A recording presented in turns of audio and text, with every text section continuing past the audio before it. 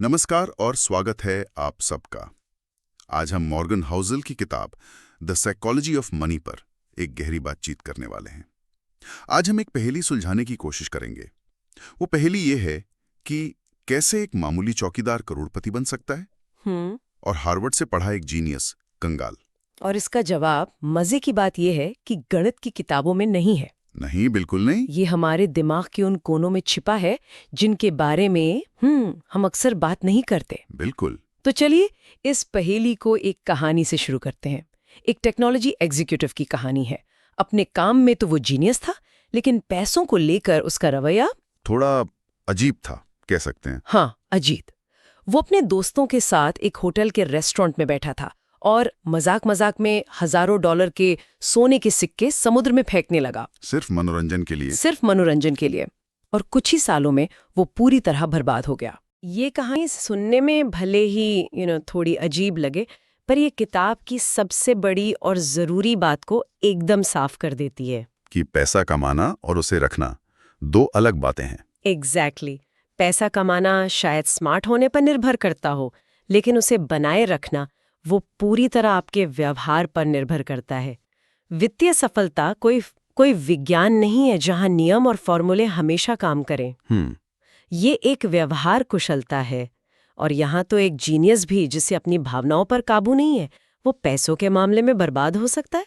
ठीक है, तो एक तरफ तो ये जीनियस था जो सोने के सिक्के फेंक रहा था, और दूसरी तरफ थे रोनाल्ड रीड, एक साधारण से अमेरिकन।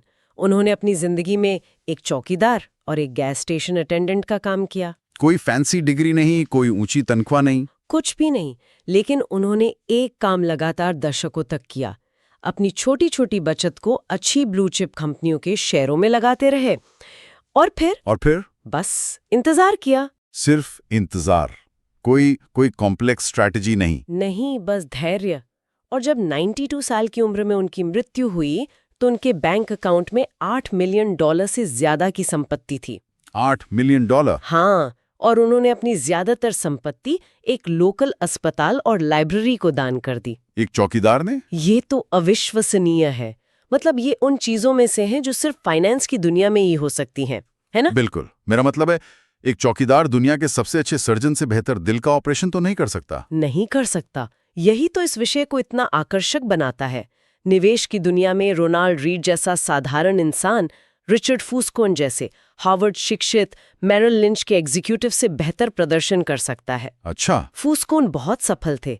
40 की उम्र में रिटायर हो गए, लेकिन 2008 के वित्तीय संकट में उन्होंने भारी कर्ज लिया, बड़ा दांव लगाया और सब कुछ गंवा दिया। तो एक ने धैर्य से संपत्ति बनाई और दूसरे ने लालच में गंवा दी। तो ये दिमाग से ज्यादा स्वभाव का खेल है। इसी से जुड़ी किताब में एक बड़ी दिलचस्प बात कही गई है कि पैसों के मामले में कोई भी पागल नहीं है। ये सुनने में थोड़ा अजीब लगता है। इसका क्या मतलब है? इसका मतलब ये है कि हम सब अपने अपने अनुभवों के आधार पर पैसों से जुड़े फैसले लेते हैं, और ये अनुभव हम सबके लिए बहुत अलग होते हैं। किताब का तर्क है कि दुनिया में जो कुछ भी हुआ है, हमारे व्यक्तिगत अनुभवों उसका शायद 0.000 मतलब बहुत ही छोटा सा हिस्सा है। बहुत ही छोटा। लेकिन दुनिया कैसे काम करती है, इसके बारे में हमारी 80% सोच उन्हीं अनुभवों से बनती है। मतलब हम दुनिया को एक बहुत ही छोटी सी खिड़की से देखते हैं, पर हमें लगता है कि हम पूरी तस्वीर देख रहे हैं। एकदम सही। सोचिए, जिस इंसान ने गरीबी में बचपन गुजारा है, वो जोखिम और मुनाफे के बारे में वो कभी उस तरह सोच ही नहीं सकता जैसे किसी अमीर बैंकर का बच्चा सोचता है। सही बात है। जिसने अपने देश में भयानक महंगाई का दौर देखा है, वो शायद हमेशा कैश रखने से डरेगा, और जिसने स्थिर कीमतों का दौर देखा है, उसे ये डर कभी समझ नहीं आएगा। तो जो फैसला एक व्यक्ति के लिए पागलपन है, वो दूसरे के लिए दूसरे के अनुभवों के हिसाब से बिल्कुल तर्कसंगत हो सकता है। किताब में इसका एक बहुत जबरदस्त उदाहरण है स्टॉक मार्केट को लेकर। अगर कोई 1970s में पैदा हुआ तो उसने अपनी किशोरावस्था और 20 की उम्र में S&P 500 को लगभग 10 गुना बढ़ते देखा। 10 गुना? ये एक शानदार रिटर्न है। बहुत शानदार। लेकिन अगर कोई 1950s में पैदा हुआ तो उसके लिए उसी उम्र में बाजार लगभग सपाट रहा। बिल्कुल नहीं बढ़ा। जाहिर है इन दोनों लोगों की बाजार को लेकर राय में जमीन आसमान का फर्क होगा। हाँ, एक को लगेगा कि ये पैसा बनाने की मशीन है, और दूसरे को लगेगा कि ये एक धोखा है। और दोनों अपनी अपनी जगह सही हैं, क्योंकि उनका सच उनके अनुभवों ने गढ़ा है। ये बुद्धिमानी या शिक्षा की बात नहीं है। ये सिर्फ इस बात पर निर्भर करता है कि आप कब और कहाँ पैदा हुए। ये तो सोचने वाली बात है। इसका मतलब जो सलाह मेरे लिए सही है वो शायद किसी और के लिए बिल्कुल बकवास हो सकती है, क्योंकि हमारी दुनिया ही अलग है।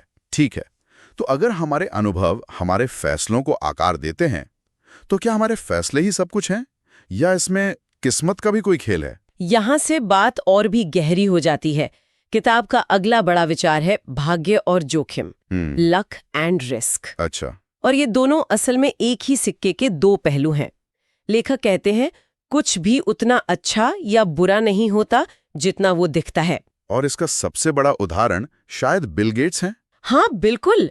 आज हम सब जानते हैं कि बिल गेट्स एक जीनियस है, लेकिन उनकी कहानी में किस्मत का एक बहुत बड़ा हाथ था।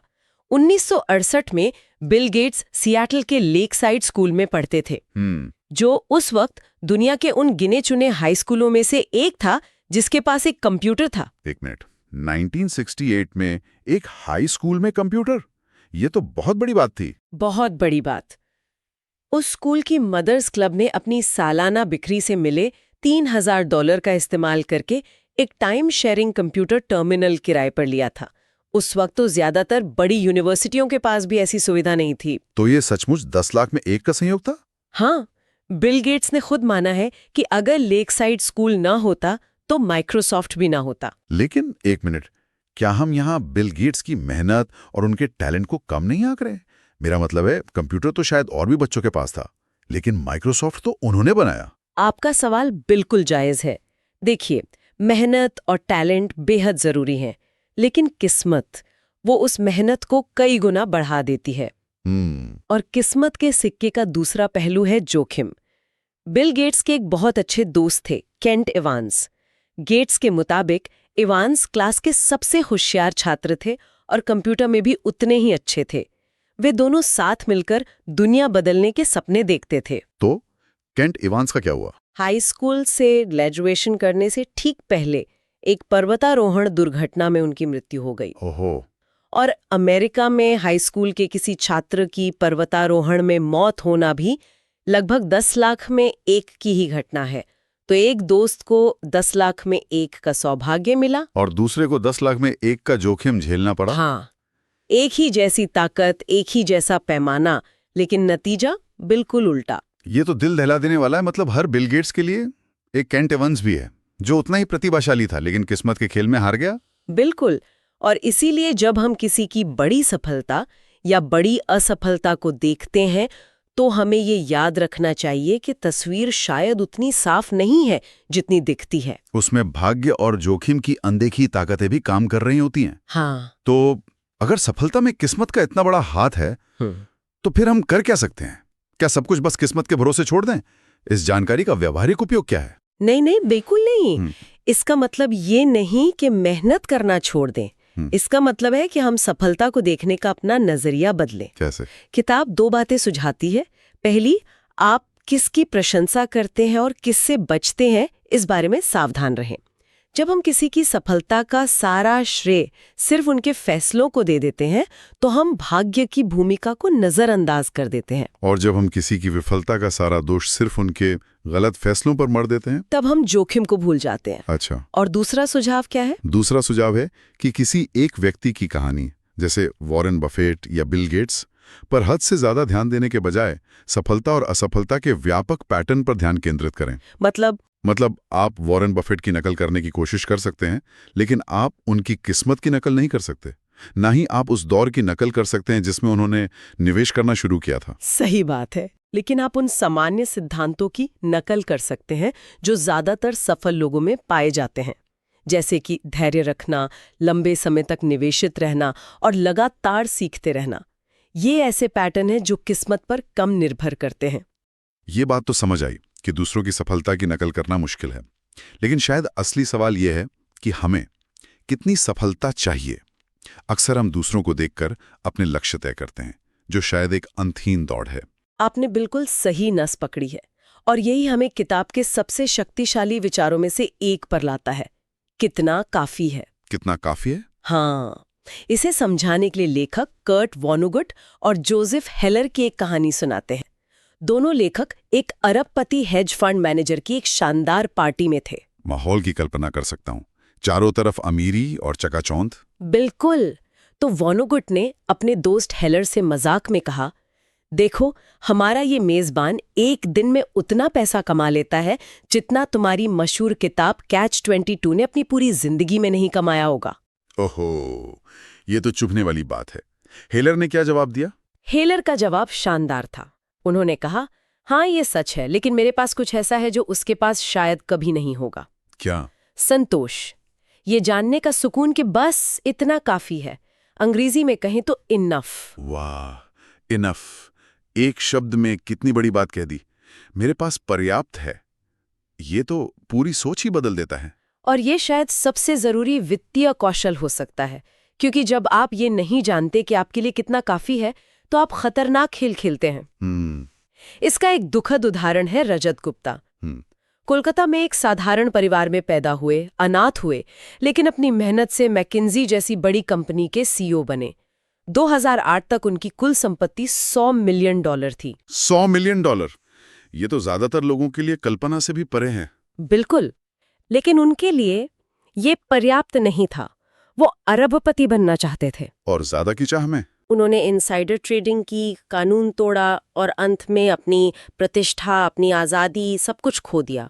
उन्होंने एक ऐसी चीज़ के लिए दांव लगाया जिसकी उन्हें ज़रूरत नहीं थी, और इस प्रक्रिया में वो सब कुछ खो दिया जो उनके पास था। ये पर्याप्त न जानने का सबसे बड़ा खतरा है। बिल्कुल। तो हम एक पहेली से शुरू हुए थे कि कैसे एक चौकीदार करोड़पति बन सकता है और एक जीनियस कंगाल, और मुझे लगता है अब जवाब थोड़ा साफ हो रहा है। हाँ, जवाब किसी एक चीज में नहीं है, ये कई चीजों का मिश्रण है। रोनाल्ड रीड जैसे लोग सफल हुए क्योंकि उनका व्यवहार सही था, उन्होंने धैर्य रखा और उन्हें ये पता था कि उनके लिए कितना काफी है, इसलिए उन्होंने कभी बड़े मूर्खतापूर्ण जोखिम नहीं लिए। और वहीं जीनियस एग्जीक्यूटिव, वो बर्बाद हो गए क्योंकि उनका व्यवहार गलत था, उनमें लालच और अहंकार था, और उनके लिए पर्याप्त जैसा कोई शब्द था ही नहीं। और आज की इस पूरी बातचीत का निचोड़ ये है कि पैसों के साथ आपका रिश्ता गणित से ज्यादा मनोविज्ञान का खेल है।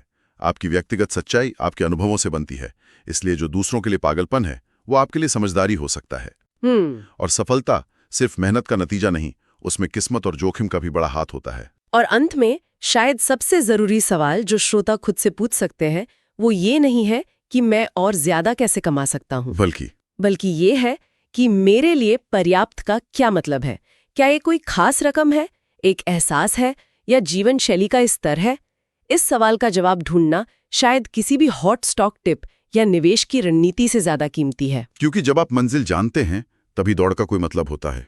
जब भी हम पैसों के बारे में सोचते हैं तो दिमाग में अक्सर क्या आता है? शायद गणित, चार्ट्स, स्प्रेडशीट, वो सारी जटिल चीजें।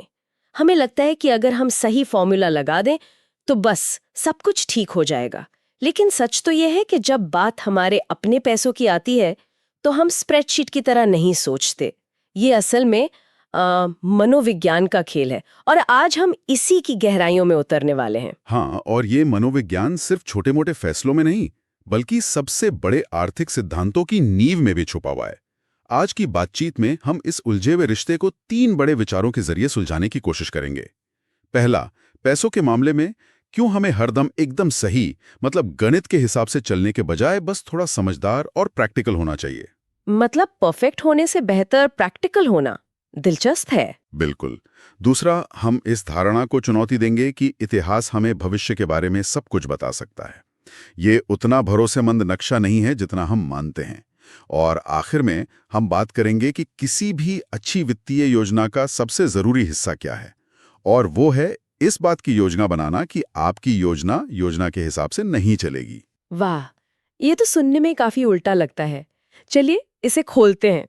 मुझे लगता है कि शुरुआत करने के लिए हमारे पास एक बड़ी ही अजीब कहानी है, एक डॉक्टर के बारे में जिसने मलेरिया का इस्तेमाल करके सिफिलिस का इलाज किया। ये सुनने में पागलपन लगता है, पर शायद यही हमारे पहले सवाल का जवाब छिपा है। तो हमारा पहला बड़ा आइडिया है, पैसों के मामले में एकदम तर्कसंगत यानी रैशनल होने से बेहतर है उचित यानी रीजनेबल होना। ये सुनने में इतना सीधा लगता है, पर हम अक्सर भूल जाते हैं कि हमारे बैंक अकाउंट से हमारी भावनाएं जुड़ी होती हैं। हम कोई मशीन नहीं है जो सिर्फ नंबर देखती है। आप बिल्कुल सही कह रही हैं और 19वीं सदी के मनोचिकित्सक जूलियस वैगनर जोरेक की कहानी इसे बहुत अच्छे से समझाती है। वो न्यूरोसेफलिस के मरीजों का इलाज करते थे, जो उस जमाने में एक जानलेवा और लाइलाज बीमारी मानी जाती थी। उन्होंने एक अजीब सा पैटर्न देखा। उन्होंने पाया कि जो मरीज सिफिलिस के साथ साथ किसी और बीमारी जैसे टाइफॉइड की वजह से तेज बुखार का अनुभव करते थे, उनमें से कुछ ठीक हो जाते थे। एक मिनट, तो मतलब बुखार, जिसे हम एक बुरी चीज समझते हैं, वो असल में उनकी मदद कर रहा था। ठीक यही उन्होंने सोचा। उन्होंने एक पूरी तरह से तर्कसंगत निष्कर्ष निकाला। तेज बुखार शरीर की रक्षा प्रणाली को इस तरह से सक्रिय करता है कि वो सिफिलिस के बैक्टीरिया को मार देता है। हाँ? तो उन्होंने एक साहसी और उस समय के हिसाब से चौंकाने वाला कदम उठाया। उन्होंने जानबूझकर अपने मरीजों को मलेरिया का एक कमजोर स्ट्रेन इंजेक्ट करना शुरू कर दिया। क्या? उन्होंने जानबूझकर लोगों को एक और बीमारी दे दी? ये तो सुनने में बहुत खतरनाक लगता है। खतरनाक था, लेकिन ये काम कर गया। जिन मरीजों का इलाज इस तरह से किया गया, उनमें से 60% पूरी तरह से ठीक हो गए, जबकि सामान्य रूप से ये दर 30% से भी कम थी। और इस अविश्वसनीय काम के लिए उन्हें 1927 में मेडिसिन का नोबेल पुरस्कार मिला। वैज्ञानिक रूप से उनका फैसला 100% तर्कसंगत था। आज हम जानते हैं कि शरीर का तापमान सिर्फ 1 डिग्री बढ़ने से कुछ वायरस के फैलने की दर 200 गुना तक कम हो सकती है। ठीक है, ये तर्कसंगत हिस्सा तो समझ आ गया, लेकिन फिर उचित व्यवहार क्या है? उचित व्यवहार वो है जो हम और आप असल जिंदगी में करते हैं। जब हमें बुखार होता है तो वैज्ञानिक रूप से ये हमारे शरीर के लिए अच्छा हो सकता है, लेकिन हम कैसा महसूस करते हैं? हमें दर्द होता है, ठंड लगती है, हम कांपते हैं, तो हम क्या करते हैं? हम तुरंत उसे कम करने के लिए दवा लेते हैं। हाँ बिल्कुल, हम तकलीफ से बचना चाहते हैं। बस, ये उचित है, भले ही ये तर्कसंगत न हो। और यही सिद्धांत सीधे सीधे निवेश पर लागू होता है। मतलब एकेडमिक किताबें हमें बता सकती हैं कि गणितीय रूप से सबसे अच्छा पोर्टफोलियो कौन सा है, लेकिन अगर वो पोर्टफोलियो हमें रात में जगाए रखता है तो वो हमारे किसी काम का नहीं। बिल्कुल, लोग ऐसी रणनीति नहीं चाहते जो सबसे ज्यादा रिटर्न दे। वे ऐसी रणनीति चाहते हैं जिसके साथ वे टिके रह सकें, जो उन्हें सबसे कम पछतावा दे। इसका सबसे बेहतरीन उदाहरण नोबेल पुरस्कार विजेता हैरी मार्कोविट्स हैं। ये वही इंसान है जिन्होंने मॉडर्न पोर्टफोलियो थ्योरी बनाई थी, वो जटिल गणित जो बताता है कि जोखिम और रिटर्न को कैसे संतुलित किया जाए। हाँ, तो उनसे बेहतर कौन जानता होगा कि अपना पैसा कहाँ लगाना है? उन्होंने जरूर कोई बहुत जटिल गणितीय रूप से सटीक रणनीति अपनाई होगी। सब ने यही सोचा, लेकिन जब उनसे पूछा गया तो उन्होंने कहा कि उन्होंने अपना सारा पैसा इक्विटी और बॉन्ड्स में 50-50 बांट दिया। उनके इस जवाब से सब हैरान रह गए। ये गणितीय रूप से सबसे अच्छा नहीं था। जब उनसे पूछा गया क्यों, तो उनका जवाब था, मैंने अपने भविष्य के पछतावे को कम करने की कल्पना की। वो जानते थे कि अगर बाजार बहुत ऊपर गया तो उनके पास इक्विटी होगी और उन्हें ज्यादा अफसोस नहीं होगा, और अगर बाजार बहुत नीचे गिरा तो उनके पास बॉन्ड होंगे जो उन्हें बचा लेंगे। ठीक, तो यहाँ सबसे बड़ा सबक ये है कि सबसे अच्छा निवेश प्लान वो नहीं है जो स्प्रेडशीट पर सबसे ज्यादा रिटर्न दिखाए, बल्कि वो है जिसके साथ आप बाजार के सबसे बुरे तूफान में भी टिके रह सकें।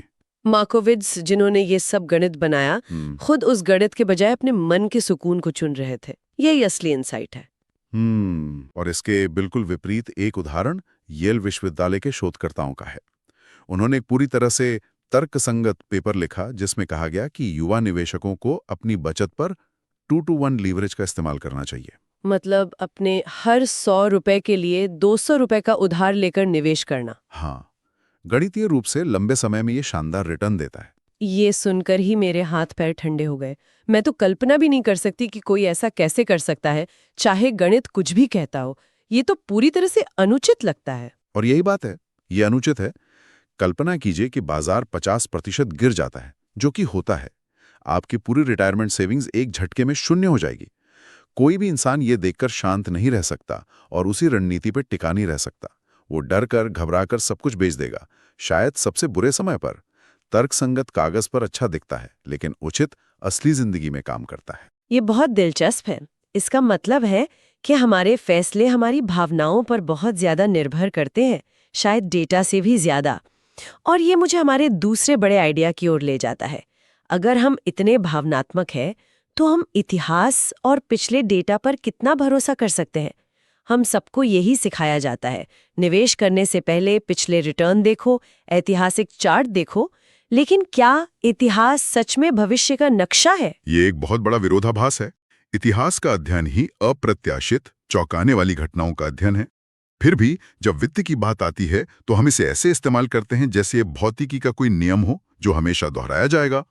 स्टैनफोर्ड के प्रोफेसर स्कॉट सागन ने एक बहुत गहरी बात कही थी, जो चीजें पहले कभी नहीं हुई वे हर समय होती रहती हैं। लेकिन एक मिनट रुकिए, क्या सारे तकनीकी विश्लेषक और फंड मैनेजर ऐतिहासिक चार्ट और पैटर्न का ही तो इस्तेमाल नहीं करते?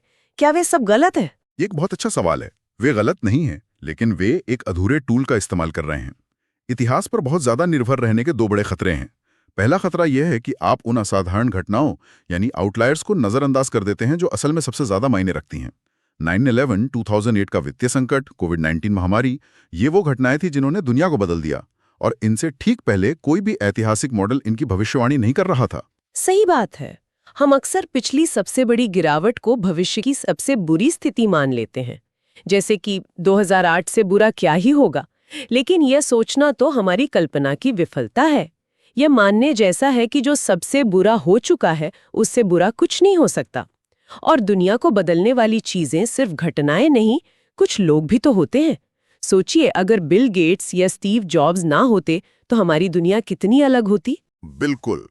और दूसरा बड़ा खतरा ये है कि हम ये भूल जाते हैं कि दुनिया में संरचनात्मक बदलाव होते रहते हैं। खेल के नियम ही बदल जाते हैं। आज की अर्थव्यवस्था 50 साल पहले की अर्थव्यवस्था जैसी नहीं है। वेंचर कैपिटल का उदय, 401k जैसे रिटायरमेंट प्लान का आना, S&P 500 इंडेक्स की अपनी संरचना, सब कुछ बदल गया है। 1980 में तेल और ऊर्जा कंपनियां इंडेक्स का सबसे बड़ा हिस्सा थीं। आज टेक्नोलॉजी कंपनियां हैं। तो 1920 के बाजार के डेटा की तुलना आज के बाजार से करना सेब की तुलना संतरे से करने जैसा है। इसका एक बहुत अच्छा उदाहरण महान निवेशक बेंजामिन ग्राहम है। मैंने पढ़ा है कि वो अपनी मशहूर किताब द इंटेलिजेंट इन्वेस्टर के हर नए संस्करण में अपने निवेश के फॉर्मूले बदल देते थे। ये थोड़ा अजीब नहीं है? ये अजीब लग सकता है, लेकिन ये उनकी बुद्धिमानी का सबसे बड़ा सबूत था। उन्हें पता था कि जैसे ही कोई रणनीति लोकप्रिय हो जाती है, दूसरे निवेशक उसे कॉपी करने लगते हैं और उसका असर वो खत्म हो जाता है। बाजार एक जीवित चीज की तरह है। यह सीखता है और अनुकूलन करता है। जो कल काम करता था, जरूरी नहीं कि आज भी काम करे। इतिहास हमें दिशा दे सकता है, लेकिन यह हमें मंजिल का सटीक पता नहीं बता सकता। ठीक है, तो अब तक हमने ये समझा कि हमें स्प्रेडशीट के बजाय अपने मन की शांति को प्राथमिकता देनी चाहिए और हम इतिहास पर आंख मूंद कर भरोसा नहीं कर सकते। ये सुनकर थोड़ी बेचैनी हो रही है। ऐसा लग रहा है जैसे हम अंधेरे में तीर चला रहे हैं।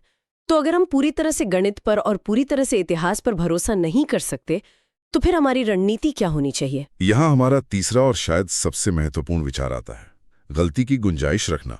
किसी भी योजना का सबसे महत्वपूर्ण हिस्सा ये योजना बनाना है कि योजना योजना के अनुसार नहीं चलेगी। इसे मार्जिन ऑफ सेफ्टी या सुरक्षा का मार्जिन भी कहते हैं। मार्जिन ऑफ सेफ्टी, मैंने ये शब्द सुना है, लेकिन हमेशा इसे ऐसे समझाए कि किसी चीज को उसकी असली कीमत से कम पर खरीदो, लेकिन आप इसे एक व्यापक अर्थ में इस्तेमाल कर रहे हैं। हाँ, इसका असली मतलब बहुत गहरा है। लास वेगास में ब्लैकजैक खेलने वाले पेशेवर कार्ड काउंटर्स को देखिए। वे गणित में माहिर होते हैं। वे जानते हैं कि उनके जीतने की संभावना डीलर से बस थोड़ी सी ज्यादा है, शायद 51% बनाम 49%। इसका मतलब ये भी है कि वे लगभग आधे समय हारेंगे। वो जानते हैं कि बुरा दौर आएगा, इसलिए वे कभी भी अपना सारा पैसा एक ही दांव पर नहीं लगाते। वे हमेशा अपने पास इतना कैश रखते हैं कि वे लगातार कई बार हारने के बाद भी खेल में बने रह सकें। यही उनका मार्जिन ऑफ सेफ्टी है। तो मार्जिन ऑफ सेफ्टी का असली उद्देश्य भविष्य की सटीक भविष्यवाणी करने की जरूरत को ही खत्म कर देना है। अगर आपके पास पर्याप्त गुंजाइश है, तो आपको ये जानने की जरूरत नहीं है कि अगले महीने या अगले साल क्या होगा। आप परिणामों की एक विस्तृत श्रृंखला के लिए तैयार हैं। आपने इसे बिल्कुल सही पकड़ा। ये आपको खेल में बनाए रखता है और निवेश में लंबे समय तक टिके रहना ही जीत की असली कुंजी है। बिल गेट्स ने एक बार एक इंटरव्यू में बताया था कि माइक्रोसॉफ्ट की शुरुआती दिनों से ही उनका एक नियम था, हमारे बैंक में हमेशा इतना कैश होना चाहिए कि अगर हमारी कोई भी कमाई ना हो तब भी हम 1 साल तक कंपनी चला सकें और हर कर्मचारी को वेतन दे सकें। ये उनका मार्जिन ऑफ सेफ्टी था। 911 के बाद जब दुनिया थम सी गई थी, या 2008 के संकट में जब कर्ज मिलना बंद हो गया था, तब भी माइक्रोसॉफ्ट को कोई खतरा नहीं था। ये तो हुई बाहरी दुनिया की अनिश्चितताओं की बात, लेकिन एक और बहुत बड़ी अनिश्चितता है जिसके लिए हमें योजना बनानी पड़ती है, और वो है हम खुद। समय के साथ हमारी अपनी इच्छाएं और लक्ष्य बदल जाते हैं। हाँ, और हम इस बदलाव को बहुत कम आंकते हैं। मनोवैज्ञानिक इसे इतिहास के अंत का भ्रम या एंड ऑफ हिस्ट्री इल्यूजन कहते हैं। हम सब आसानी से मान लेते हैं कि पिछले 10 सालों में हमारा व्यक्तित्व, हमारी पसंद नापसंद कितनी बदल गई है, लेकिन जब हम भविष्य के बारे में सोचते हैं तो हमें लगता है कि हम जैसे आज हैं वैसे ही 10 साल बाद भी रहेंगे। ये एक भ्रम है।